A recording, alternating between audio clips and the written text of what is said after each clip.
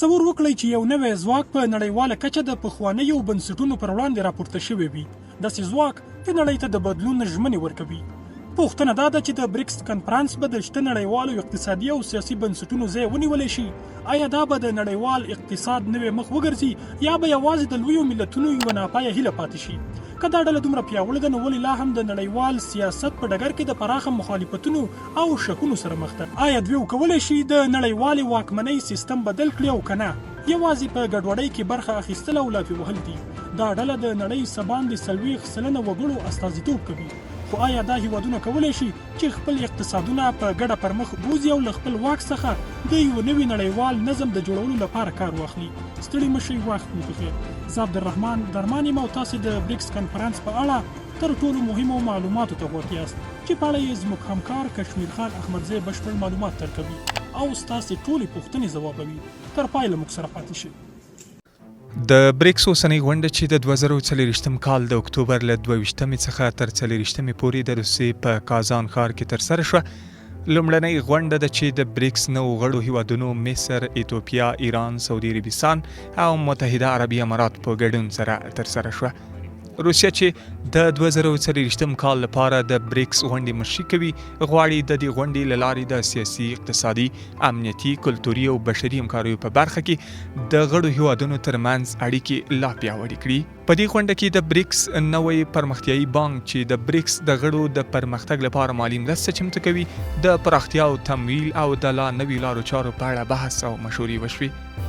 روسیه پلان لري چې د بریکس د پراختیا لپاره تر 250 زیاتې غونډې او پروګرامونه تنظیم کړي او د یادې غونډې د اصلي موضوعاتو یوه برخه د غړو هیوادونو ترمنځ د نوي نړیوال نظم پر جوړولو تمرکز دی چې د ملګرو ملتونو نړیوالو اقتصادي بنسټونو په اصلاح کې هم رول لوبولی شي. خو تر ټولو مهمه دا ده چې بریکس څه ته ویل کیږي او ولې د نړۍ پام ځان ته اړولی دی. بریکس د 2009 کال د جون په 14 د برازیل، روسیې، هند او چین هیوادونو له لوري د روسیې په یکاترینبورګ ښار کې رامنځته شو. هغه مهال دغه سازمان د بریک په نوم یادېده. بریک په انګلیسي کې د 4 هیوادونو د نومونو د لومړیو کلمو ترکیب دی.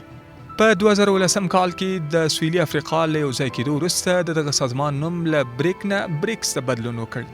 بریکس اوس مهال 15 غړي لري، خو په دې وروستیو کې ډېر شمېر هیوادونه لکه ارجنټاین، مصر، عربستان او عربي متحده اماراتو په دغه سازمان کې د غړیتوب په تمه دي. تر دا مهاله چې له بریکس نه روښانه او ټول منلی تعریف وړاندې شوی دا دی چې دغه سازمان غواړي په نړیواله کچه د اقتصاد، سیاست او پوځیتوب په حوزه کې د دولتونو او لویدیځو بنسټونو واکمني ماته کړي او د واکمنۍ د بدیل پر رول کې مخ پر وړاندې لاړ شي. دغه سازمان له غړو نه د نویو راپورته شوو اقتصادي زبرځواکونو په توګه یادونه کیږي چې پر نړیوالو اړیکو حاکم نظم په تیر د اقتصاد له پلوه نه مني. بریکس قاعدتاً یو اقتصادي مجمع ده، خو په نړیواله کچه د واک او سیاست په حوزه کې هم لاسوهنه کوي. دغه سازمان غړي د نفوس، مساحات، اقتصاد او پوځي وړتیا له اړخه په غوره وضعیت کې دي او که چیرې خپل یووالی وساتي کولی شي د لویدیځ بلوک پر وړاندې یا جیوه د موازنې جوړونه وکړي. البته د بریکس هڅه دا ده چې د اقتصاد له پلوه نرمه موازنه رامنځته کړي، نه دا چې د پوځ له پلوه سخته موازنه رامنځته کړي. مهم ګام چې بریکس د لویدیځ پر وړاندې د موازنې جوړونې لپاره واخیست په 2014 کال کې د اجلاس په 6 کلنۍ غونډه کې د نوي پراختیایي بانک رامنځته کولو. دا بانک د پیسو د نړیوال صندوق او نړیوال بانک د کنټرول لپاره رامنځته شوی دی. ویل کېږي چې بریکس د لویدیځ د دغو دوو نړیوالو بنسټونو د کار او مشرتابه له تګلارې خوښ نه دی، ځکه دواړه د متحده ایالتونو او اروپایي اتحادیې له لوري پرمخ وړل کېږي او د بریکس غړي په هغه کې رول نه لري. د بریکس د پراختیا بانک د غړو هیوادونو د بنسټیزو فعالیتونو د پیاوړتیا او د غراض اړمنو هیوادونو ته د پور د ورکړې په برخه کې فعالیت کوي. بریکس دغه بانک پر رامنځته کولو او د لویدیځ د مالی بنسټونو د اداري او د کار له تګلارې سره په مخالفت دغه څه په لټه کې ده ترڅو د پرمختیا په حال کې د هیوادونو مشري په لاس کې واخلي. د راپورونو پر بنسټ اوس مهال بریکس د نړۍ د کورنیو 1.5 سلنه خالص تولید په واک کې لري او د مخکې وړاندې شوو نظرونو پر بنسټ تر 2040 کال پورې به 50 سلنې ته ورسیږي. دغه راز دغه ټولنه د نړۍ د 3 سلنې جمعیت او 10 سلنه خاورې نه استازولي کوي. په 2023 کال کې د بریکس 14مه غونډه د روسیې په کازان ښار کې ترسره شوه. په دې کانفرانس کې د نړۍ د څو لویو هیوادونو مشرانو ګډون وکړ، لکه د چین ولسمشر شي جین پینګ، د روسیې ولسمشر ولادیمیر پوتین، د هند صدر اعظم نریندرا مودي او د سویلي افریقا ولسمشر سیریل رامافوسا. په دې غونډه کې پر څو مهمو نړیوالو موضوعاتو بحث وشو چې د نړیوال اقتصادي نظامونو بدیل او د نړیوال امنیت اړوند مسایل هم شامل وو. بریکس هڅه کوي چې د غربي نړۍ مالی نظام ته یو بدیل وړاندې کړي او د غړو هیوادونو ترمنځ اقتصادي اړیکې لا پیاوړې کړي. همدارنګه دا سازمان د نړیوال سیاست په ډګر کې د خپل نفوذ د زیاتولو په لټه کې دی. د بریکس د 2023 کال غونډه په ځانګړي ډول د روسیې لپاره مهمه وه، ځکه چې دا هیواد غواړي د نړیوالې انزوا پر وړاندې خپل موقف پیاوړی کړي او د نړیوالې ټولنې په کچه د یو مهم لوبغاړي په توګه وځلیږي.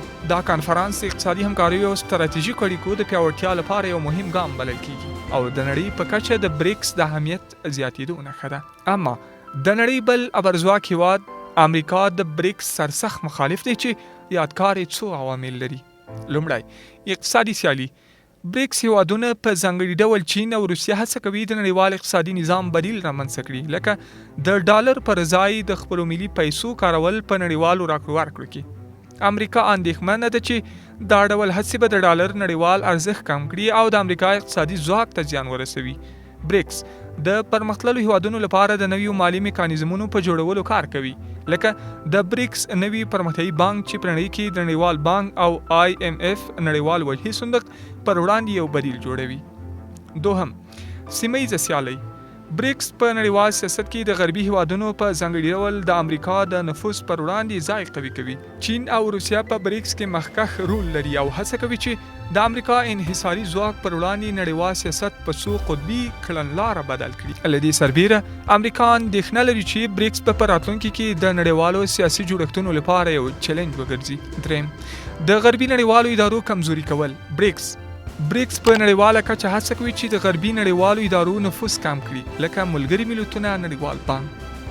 د امریکا لپاره دا ډول بدیل میکانیزمونه د هغوی نړیوال تسلط ته یوه لویه ننګونه ګڼل کیږي، ځکه چې امریکا غواړي د غربي نړیوالو ادارو له لارې نړیوال سیاست او اقتصاد په خپله ګټه مدیریت کړي.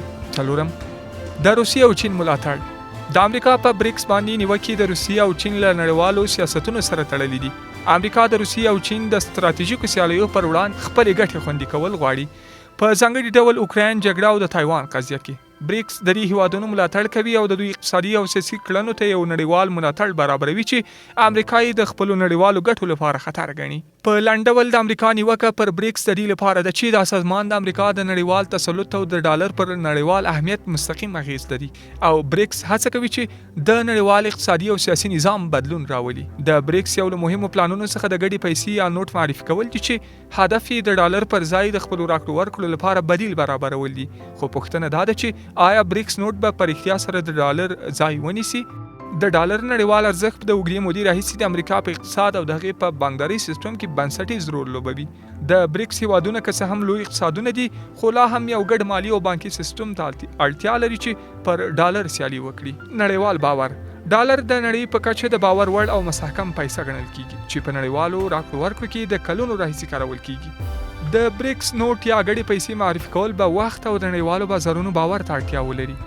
د بریکس غړي هیوادونه لکه برازیل، روسیه، هند، چین او سویلي افریقا د مختلفو اقتصادي او سیاسي سیستمونو لرونکی دی چې دا تنوع به په ګډو مالي پروژو او یو واحده پیسه باندې د باور او پلي کولو په برخه کې ستونزې رامنځته کړي. د بریکس لپاره غوره ټکي څه دي؟ هڅې. بریکس هڅه کوي چې د ډالر له انحصاره راووځي او په خپلو راکړو ورکړو کې خپلې ملي پیسې وکاروي. دا کار په ځانګړي ډول د چین او روسیې له لوري هڅول کیږي چې غواړي د امریکا له نړیوال اقتصادي اغیز څخه ځان خلاص کړي. دوهم، پرمختګ. که بریکس هیوادونه وتوانیږي چې په خپلو ترمنځ راکړې ورکړې د خپلو پیسو یا د یوې ګډې پیسې په مرسته وکړي، دا کار به د ډالر نړیوال نفوذ ته یو ستر ګواښ وي، خو دا به یو اوږدمهاله پروسه وي او ژر نه ترسره کیږي. پایلې. بریکس نوټ کیدای شي په راتلونکي کې د ډالر پر وړاندې یو سیال سیستم جوړ کړي، خو دا به اوږدمهال وخت ونیسي ځکه چې نړیوال اقتصادي سیستمونه ژر نه بدلیږي او ډالر لا هم د نړیوال اقتصاد تسلط دی.